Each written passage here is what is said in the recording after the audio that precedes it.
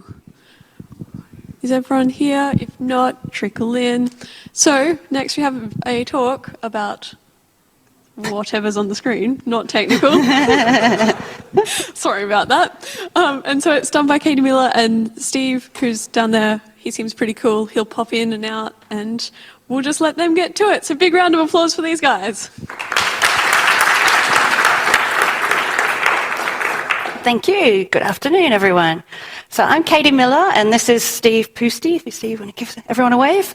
We both work at Red Hat, and about this time last year, we were both madly working on the content for this book that we co-authored together, which is about Red Hat open source platform as a service, OpenShift.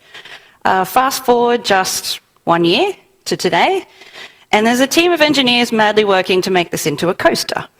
The OpenShift engineering team is completely re-architecting the project, and we're going to talk a bit about that today and the different open source building blocks that are part of the new solution, namely Docker, Kubernetes, and Atomic. We do have a fair bit to get through, so can I just ask that you please hold any questions till the end? We'll try to get to them if we can, otherwise we're willing to stay back and answer questions after the session, and we might even give away a free copy of this limited edition book, if you're lucky. So this has been a pretty challenging talk to prepare because all of the things that we're going to be talking about, OpenShift itself and all of the components that are part of the new OpenShift are all still under development. So they're changing all the time. So just be aware that what you see today might not be exactly the way things look when there's finally a production-ready solution at the other end. So the new version of OpenShift is currently an alpha. We're expecting a beta in the next few months. Can I just get a show of hands? How many people are familiar with OpenShift, the current version, V2, version 2? Okay, smattering of people. That shouldn't matter too much if you're not for today.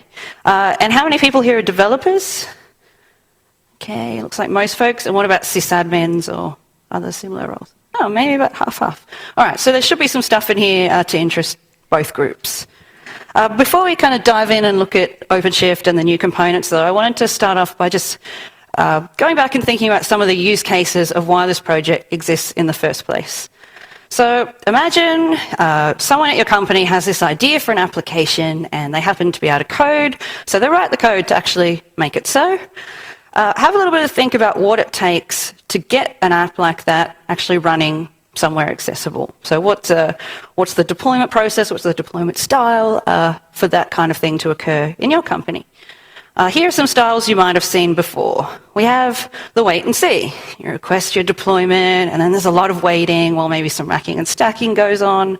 Maybe some binaries need to be installed on the server, and then you're finally able to do the deployment, and then you figure out there's all these environment issues, and you go back and forth, and there's more waiting before finally, hooray, you're in production.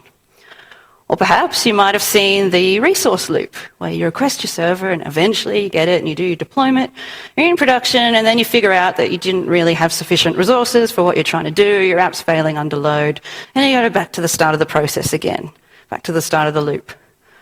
Or perhaps the procure cure you might have seen in your organisation. They're probably not willing to admit it, where someone gets frustrated attempting to navigate the horrible IT desk service software, or they just get frustrated with all this waiting, and they just acquire a server and put it under a desk somewhere, and the app ends up in production, but not the prod you're probably willing to talk to your ops people about. And finally, maybe you've seen something like this, when you've got some app gets into production, but there's an epic fail, and then you've got to call in your Chuck Norris type, whoever that is, to actually save the day and get all this running properly. So, while we all wish that our deployment processes were as smooth as a swift roundhouse kick or whatnot, there are all of these things that we tend to encounter. There's timeliness issues, communication issues, efficiency, scalability, all of these things that can potentially go wrong in this process. So what does a solution to some of these issues look like? Well, I think there's a few things that we're looking for. We want something that gives us the freedom as developers using the system to be able to choose the best tech stack for the job, whatever that job at hand may be, without any configuration headaches going along with that. We want deployments that are fast to do, that are easy to do, and that are reproducible across different environments. And we want the ability to do these deployments and have them be made up of lots of small interconnected components that are wired together somehow. In other words, a microservices architecture. But of course, we also want the ability to deploy monoliths as well. And if we have this kind of architecture, the microservices style architecture, we want to be able to scale all of those pieces of the solution independently to meet changing demand. We don't want any more battles between dev and ops, so we want automation, we want a great deployment pipeline with our continuous integration, our continuous deployment in place. And finally, of course, we want our app to be secure in production, and when there are certain issues, so for example, when a Heartbleed comes along, there are things in our stack that we need to replace, we want to be able to respond to that quickly and rebuild all the stacks that are depending on whatever that is that's now got a vulnerability. So platform as a service is a way that we can address these things. But what do I mean by platform as a service? Can I get a show of hands? How many people are familiar with this term? Platform. Okay, so most, not everyone. So just very quickly, so we're all on the same page what we're talking about. So this diagram is showing 3 different types of cloud services: infrastructure, platform, and software as a service. Everything in orange is the thing that the service provider is managing for you, and the things in blue are things that you're managing as a consumer of this service. So software as a service, you get everything. With infrastructure, you get some things, but there's a lot of things you've got to maintain, keep up to date yourself, or you're going to install your operating system and your runtimes or whatnot. With platform as a service, the one in the middle, developers are still managing their code and deploying that, but we want a bunch of these other things in the stack to be abstracted away. As developers, we don't want to be having to worry about configuring, whatever language runtime or app server. We want these things to just work out of the box and be tweaked when the need arises. So that's what we're aiming for. So OpenShift is an example of one of these platforms as a service, but the term actually refers to 3 different things. The OpenShift we're going to be talking about today is the open source project, which is called OpenShift Origin. It's on GitHub, Apache 2 licensed. It feeds into 2 other things. We've got OpenShift Online, which is what you get when you go to openshift.com. And we've also got an enterprise version there. So at the moment, the version of OpenShift we call version 2, V2. Well, when we're talking about Origin specifically, it's milestone 4 or M4. And we actually are able to meet a lot of those things we talked about at the start with the current version. So at the moment, to get an app running in production, say you want Ruby and MySQL and you want the DNS set up, you want to be able to SSH in, all of that, that's a 1-line terminal command and maybe a 1-minute wait. So we already have something that works pretty well, which begs the question, why are we rebuilding it? So there's a couple of reasons for that. Firstly, Red Hat's been doing this for quite a while now. It's been more than 3 years. And OpenShift.com, the hosted PaaS, has more than 2 million apps deployed. So in that time, there's been a lot of lessons learnt.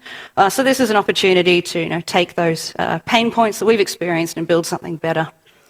And secondly, as I've already alluded to, the technology in this space is moving really fast. So in that time, lots of new technologies have arisen, including obviously Docker and the whole ecosystem associated with that. So this is a chance to build upon those new best of breed technologies to build a new, better PaaS experience. So the new stack, or at least the piece of it we're going to talk about today, looks something like this. So we've got Atomic or RHEL for our host, and then Docker laid on top, then Kubernetes and OpenShift, which brings all of those together and also layers some things on top. So today we're going to have a little look at each of the things at the stack, starting at the bottom. So I'm going to hand over to Steve now to kick us off with Atomic.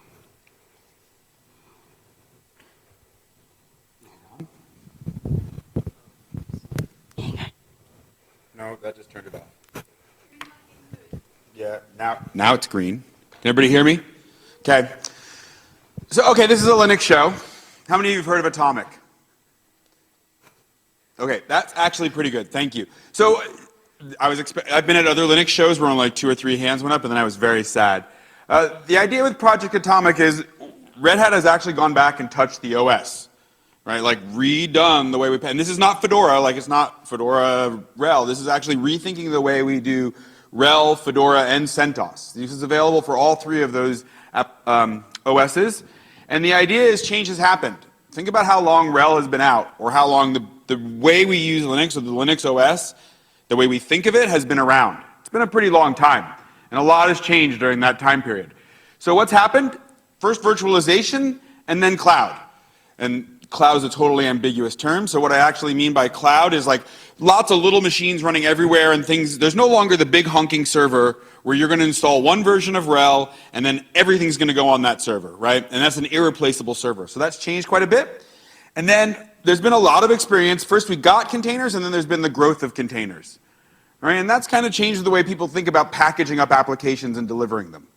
And so that kind of makes you think about how to redo the OS. So one of the first things that's happened, and this is the least important to OpenShift, but I want to bring it up because I think it's actually pretty cool about Atomic, is RPM OS tree. Do people know about this one?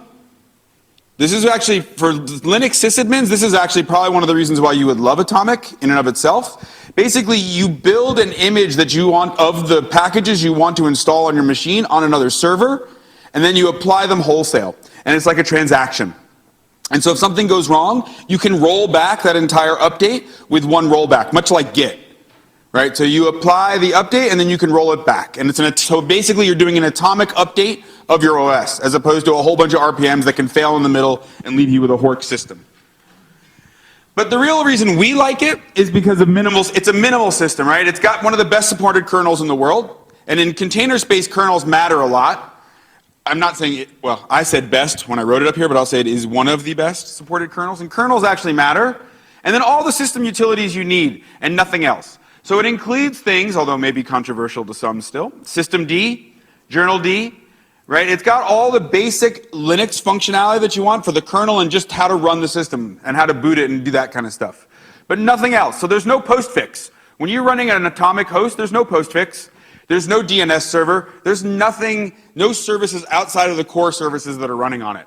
And the way you bring all that stuff is you bring it through containers.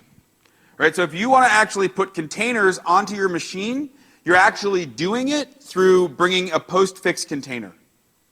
Right? Or if you want to run Postgres, it's not installed already. You're bringing a Postgres container. I just muted the screen. Isn't that fun? So Atomic is built with containers in mind. There's a whole bunch of utilities in the base OS that it has there.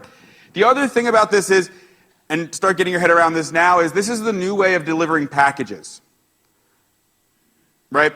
There's no, I think, like one of the senior Linux engineers at Red Hat, when I was speaking at DockerCon, when I was working with him, he's like, I don't care about Docker, except for the very reason that we can get rid of RPM and have a better package management system.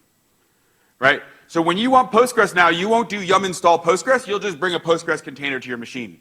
And it won't care about what version of glibc is running, because it'll bring its own. Right? And in this new Atomic, there's also a console for management of containers. It manages Atomic hosts, but it also, you can change things like the C group parameters on the fly from the web console and watch resource utilization change. Okay, so that's Atomic. So what does that get us when you're trying to build a PaaS? You get a fast boot, right? Because we're only booting up like, I don't know, I think it's about 700 RPMs total. That's it. You get container management and security right out of the box. So Red Hat has been one of the groups working on adding SE Linux into Docker and making it really tightly managed inside of there. Oh, I used the is it speciality.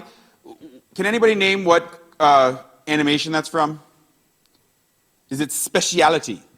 You have to say it with kind of a British accent, though. And you imagine a sheep and a dog.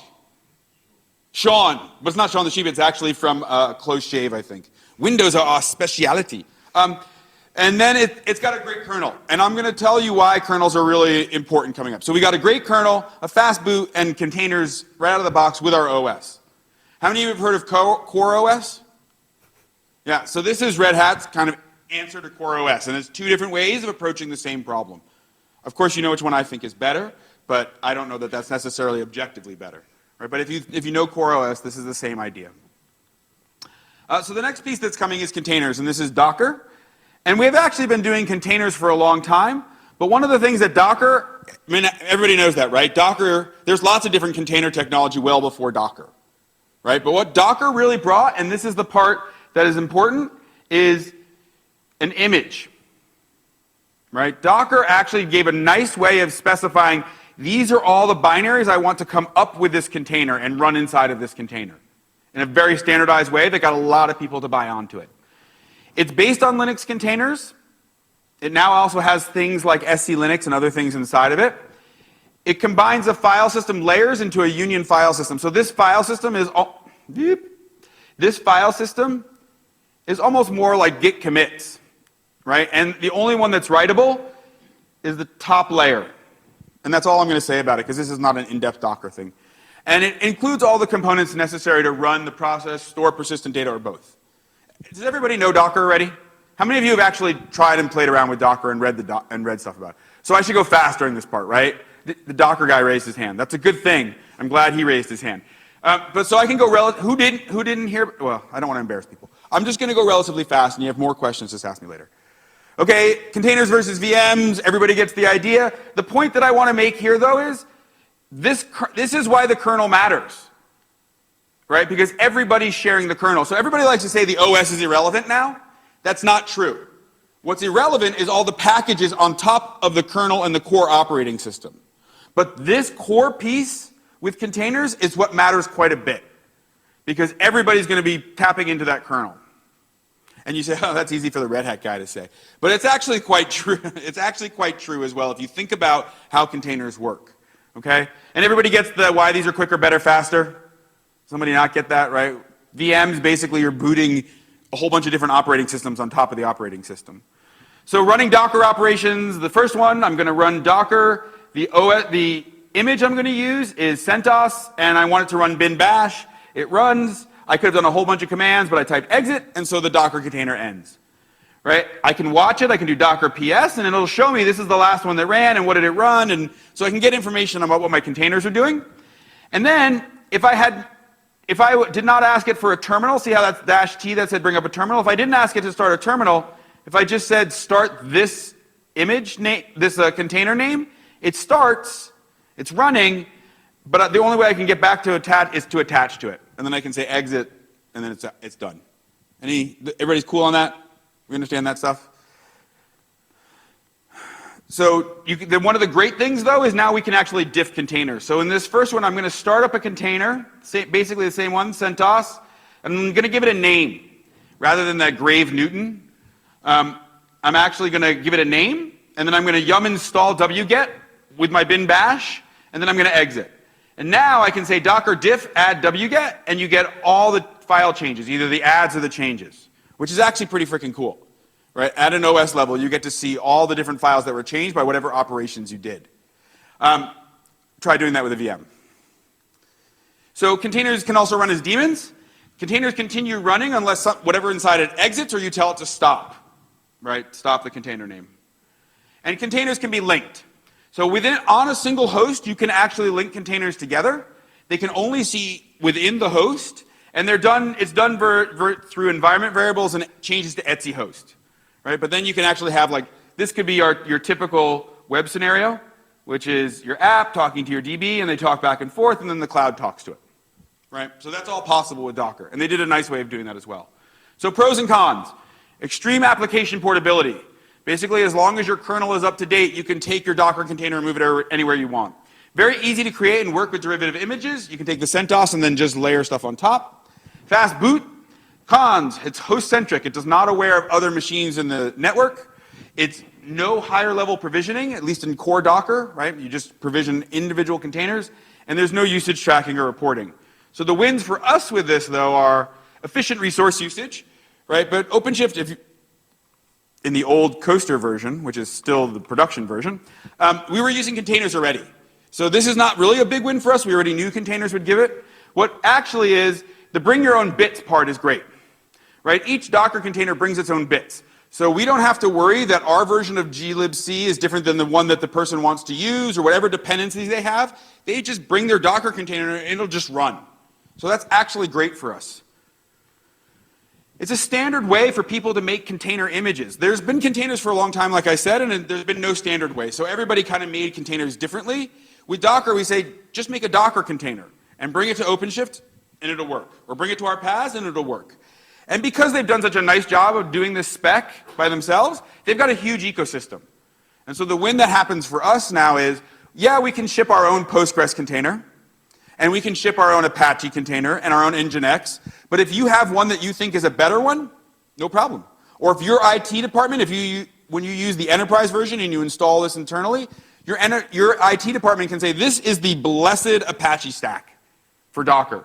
That's the only container you'll use, and everybody can agree on that. And you can run it locally, and then you can run it on the server.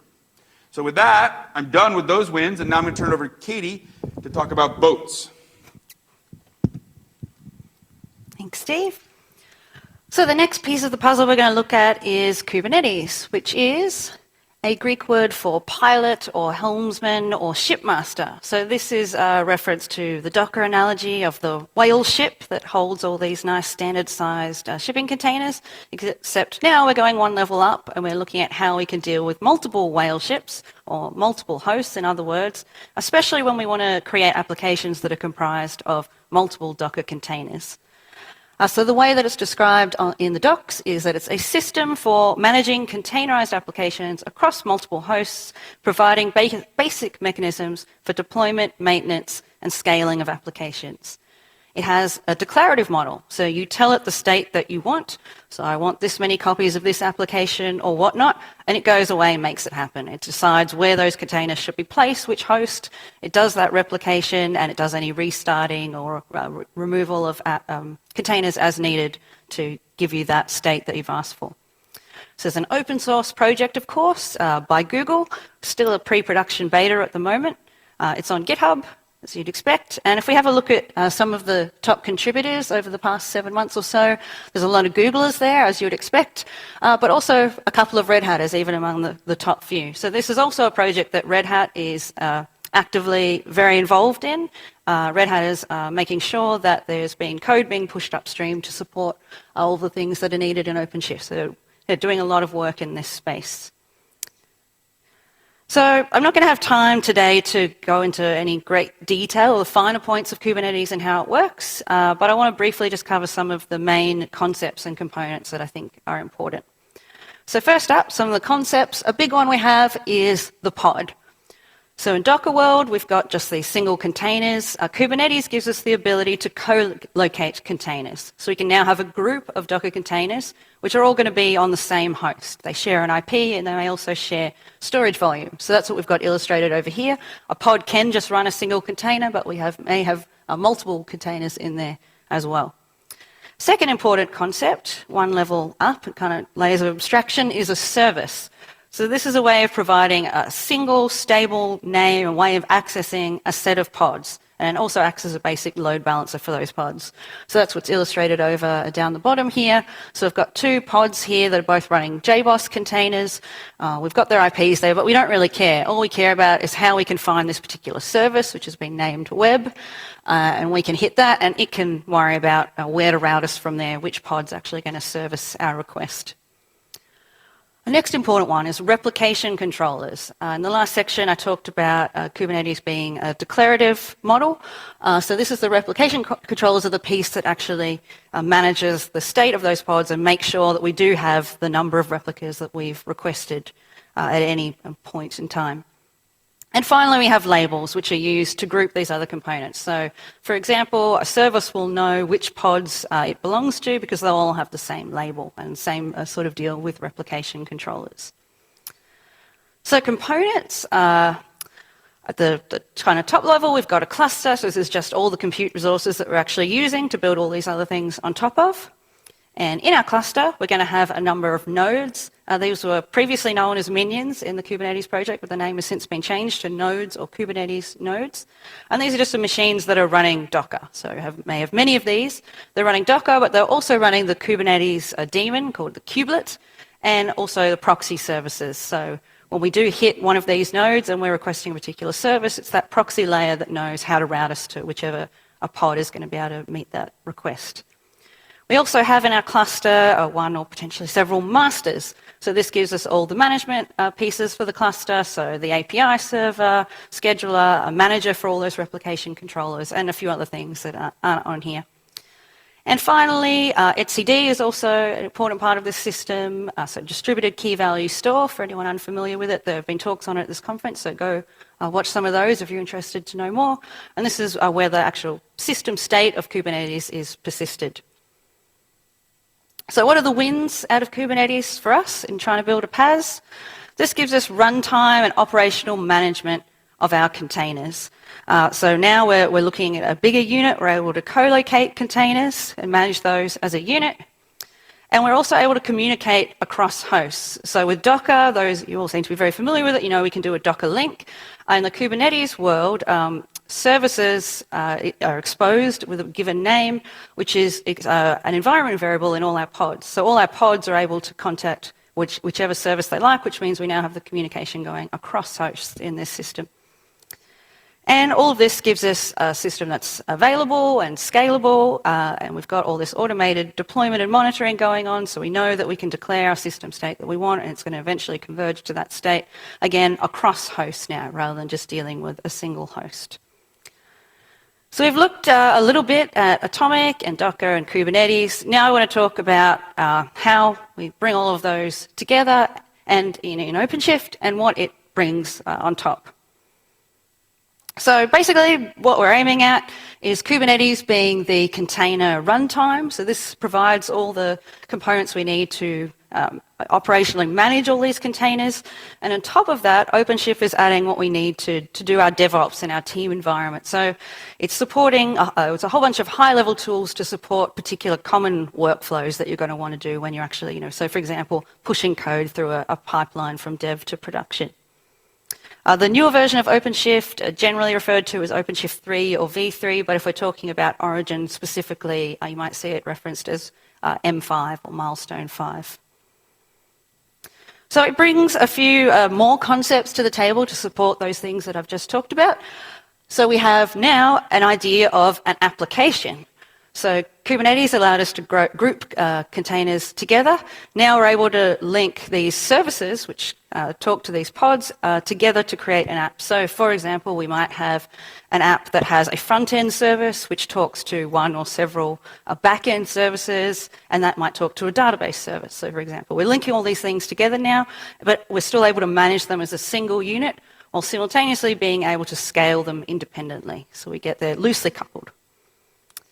We also have the idea of a config. So this is how we actually deploy one of these applications. So this is a collection of objects that are describing the pods, the services, the replication controllers that are going to be part of this app. Also things like environment variables. So there might be something like a shared key that you want to be exposed in all of the containers that become part of your app. This enables you to do that kind of thing, all described in one object. And so this is a whole application all in one thing. We also have a template. So this is something that can be turned into a config, but it's parameterized. So there might be certain things, again, perhaps a shared key. You want it to be generated as part of a template and then fed into your config. That's something you can do using this. So it's a way of creating patterns for how you create these applications that can then be shared, and you can repeat this. We have the idea of a build config. So this is an object that defines the source code URI for our build, how we're going to do our change notification. So, for example, the authentication for something like webhooks. So maybe every time we push code on GitHub, we want this to be rebuilt. We would define that here. And also the build type we're going to use. And in OpenShift at the moment, there are two different build types we have access to, source to image or STI, and Docker Builder. The one I'll be showing today is Docker Builder. This references some source code that is expected to be the source of a Docker image. So it should have a Docker file that explains how to build it. So when that is built, it will just go ahead and follow the Docker file instructions to actually do that build.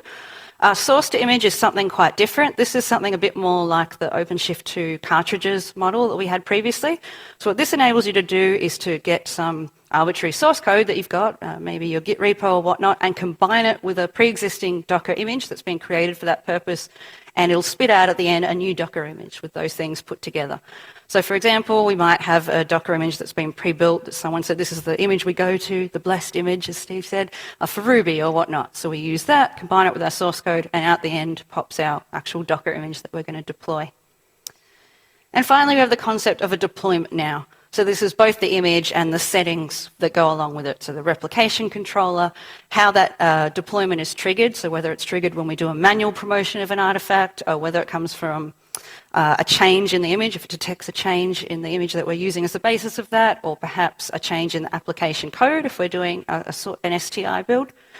And then also we've got our deployment strategy, which at the moment there's, I just think, just one very basic one, which is just recreate. So destroy what was there before, replace it with the new. This is probably a little bit old now, but just to give you some idea how all these pieces might come together, this is a diagram someone's done up on the OpenShift all-in-one. So if you go on your machine, Docker run OpenShift/Origin, That will suck down a container that has everything all included, no config needed to run an instance of OpenShift, and that includes Kubernetes. So we actually fork Kubernetes and it's bundled in, although we keep it pretty close with the upstream.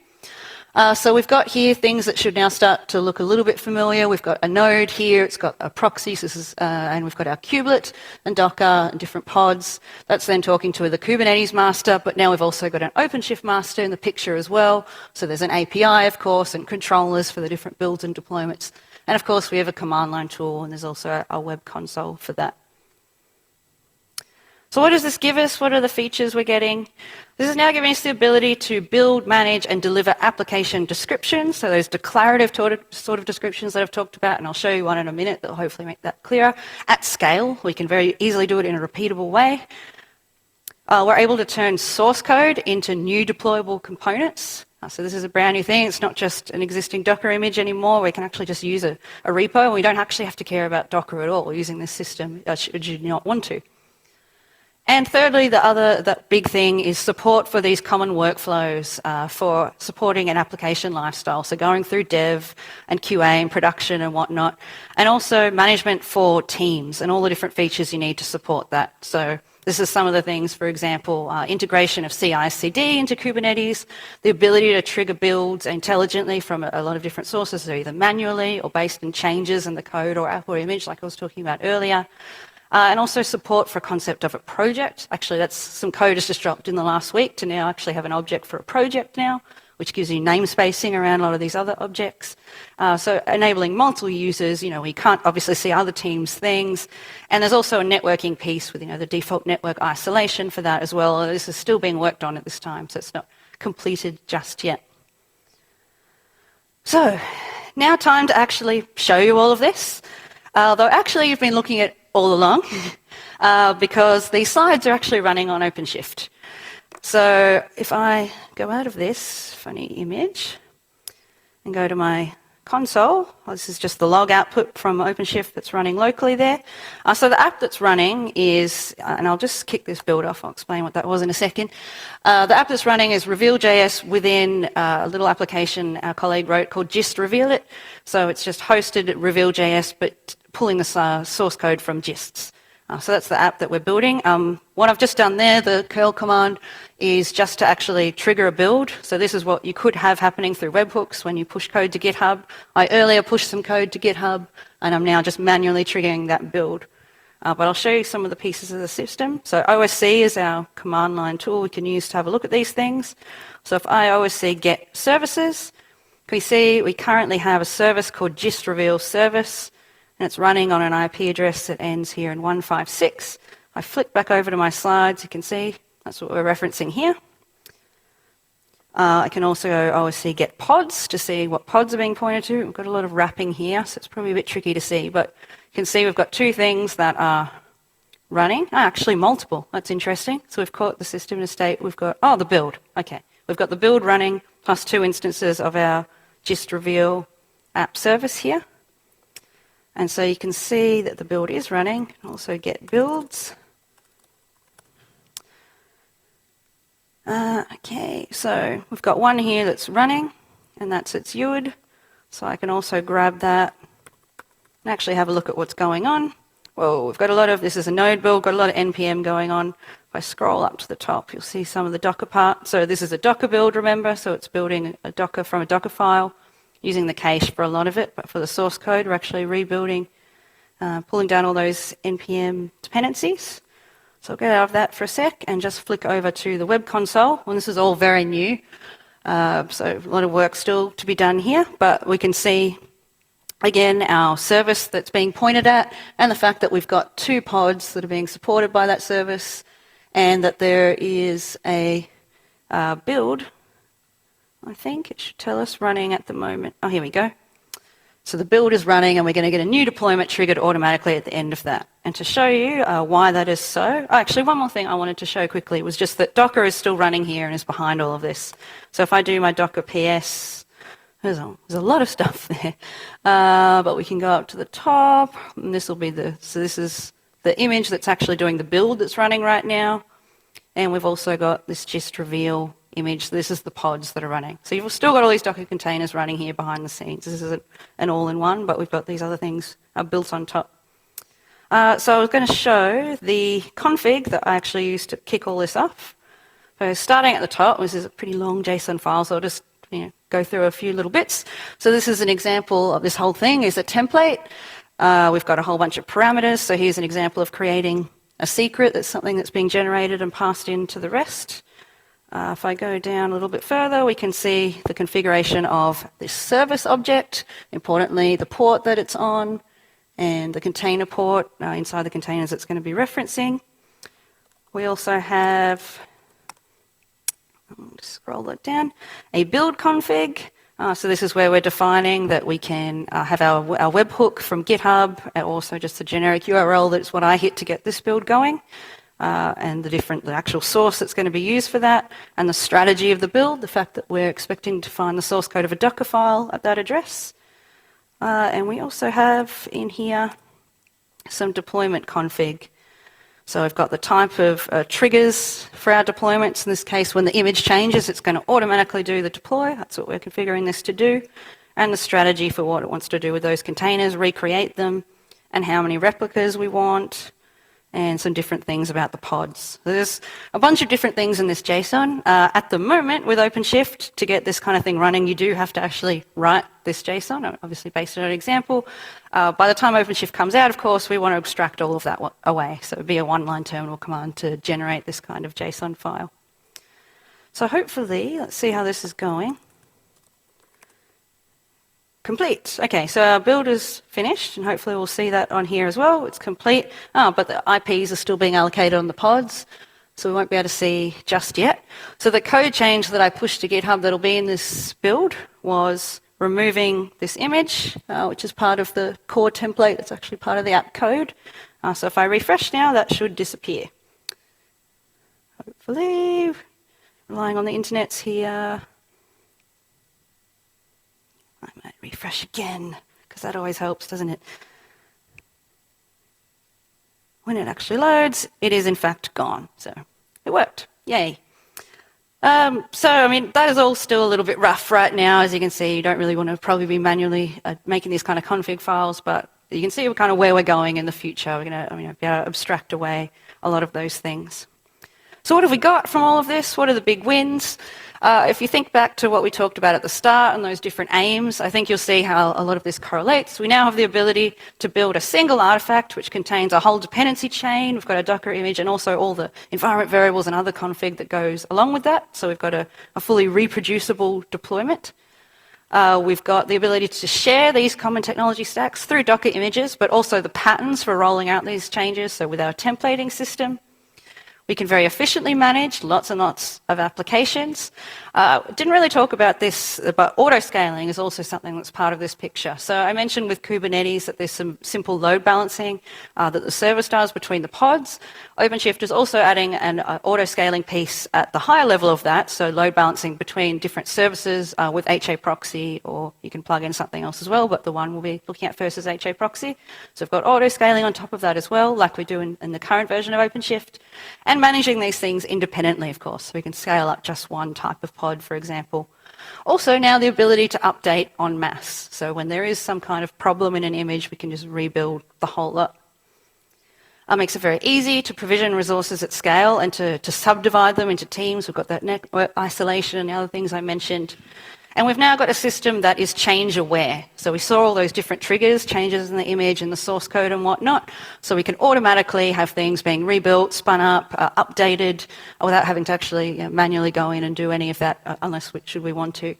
So this gives us a very repeatable, automated process for our builds and deployments. And of course, all the open source goodness and all helping us to get more synergy between dev and ops. So I think we've met our goals and yeah, we're all happy. Chuck Norris approves.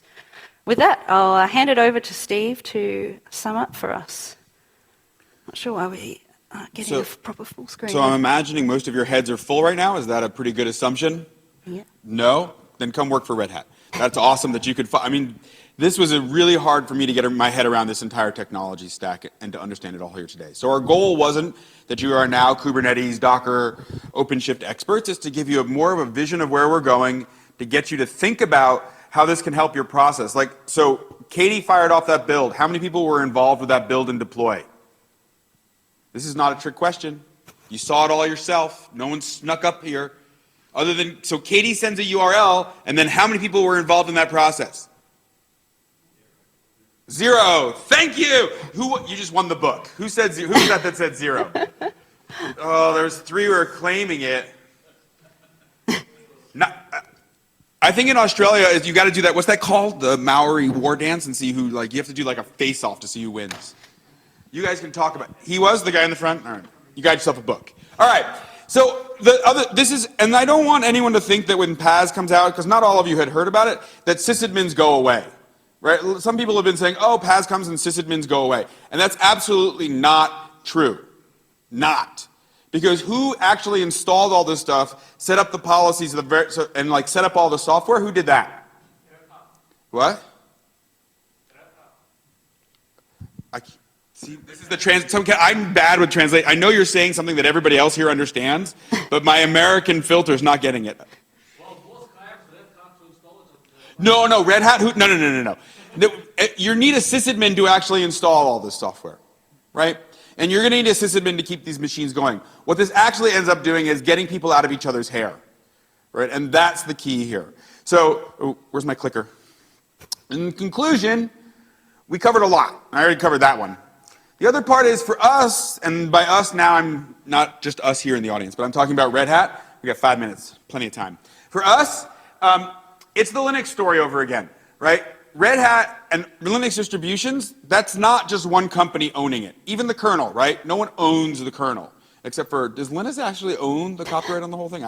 You can see how much I care about copyright stuff. But so the idea is what Red Hat is doing here again is what we did with the distro from before. Which is we're taking, oh, that's a great solution for this, and that's a great solution for this. We don't have to build the whole thing. Oh, but not only is it a great solution, we're going to put our money where our mouth is. And we're actually going to get engineers to contribute to that project. It's not like, oh, let's just leech off the community and build the best thing possible, taking all your hard work. We actually give back, right? And so, again, this is what we're doing with OpenShift. And how many of you want to learn Go or play around with Go? This is a great, I saw that head shake. I agree with you about no on Go. Just for me, I'm a web developer. But if you are, this is a great project to get started with. Our community's friendly. It's all being written in Go. You get to learn a lot of really interesting stuff. It's all Apache 2 licensed. I don't even think we have a contributors agreement. There's none of that, right? It's just come and play. There's Trello cards where you can read how all the stories are going. There's public PEPs, and I'll give you URLs for those in a minute, right? So the main message, one of the main messages is, you've seen the beginnings, it's going to get a lot better, and we would love to have everybody come play with it and work with us on it. And then your role as a sysadmin or developer is just going to get even better, right? So get to now use containers to have an agreed upon way between both of you to manage server bits.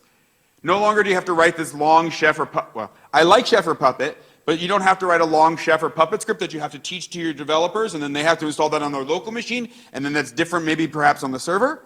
What happens here is your IT shop and you work together to produce a container that you like. The developer uses that locally and then deploys that into OpenShift or into the PaaS, right? And you can all be agreed on that. So developers, yes, you're giving up some freedom, but for some of that freedom, you get to not have to talk to a sysadmin every time you want to try some new idea, right? Which I think is actually a pretty big win.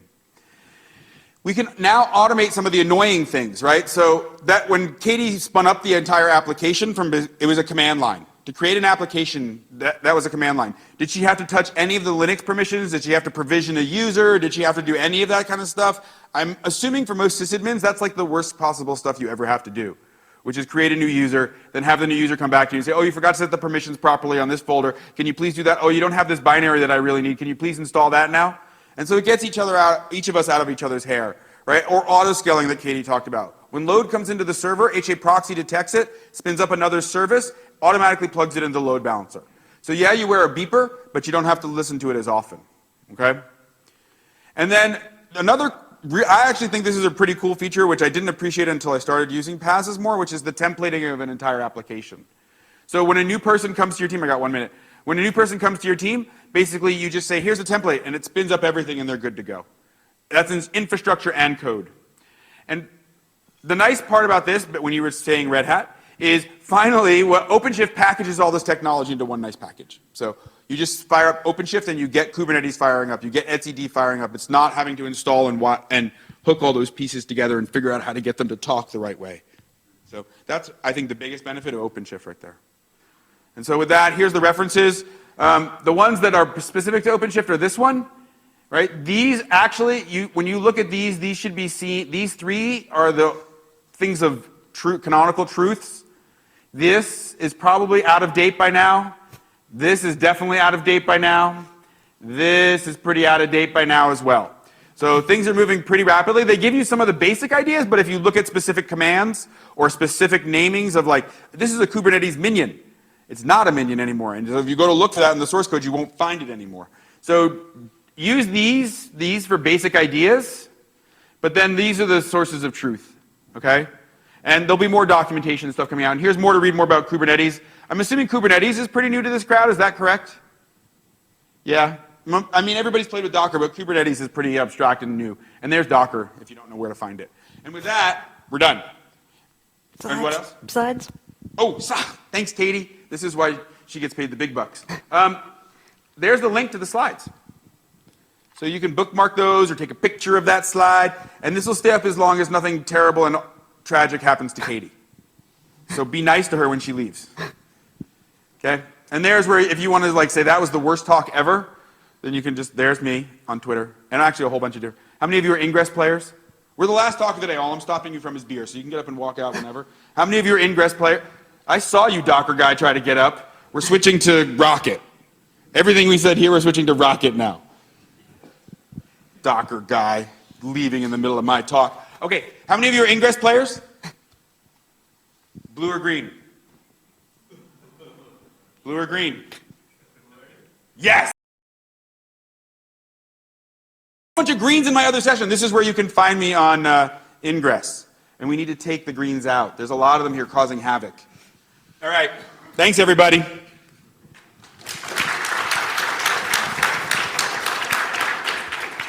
All right, so as Steve very accurately said, that's it. And so another huge round of applause for Katie Miller and Steve. And we'll give them Katie gets it. Yep, okay, Katie gets it. Thank you.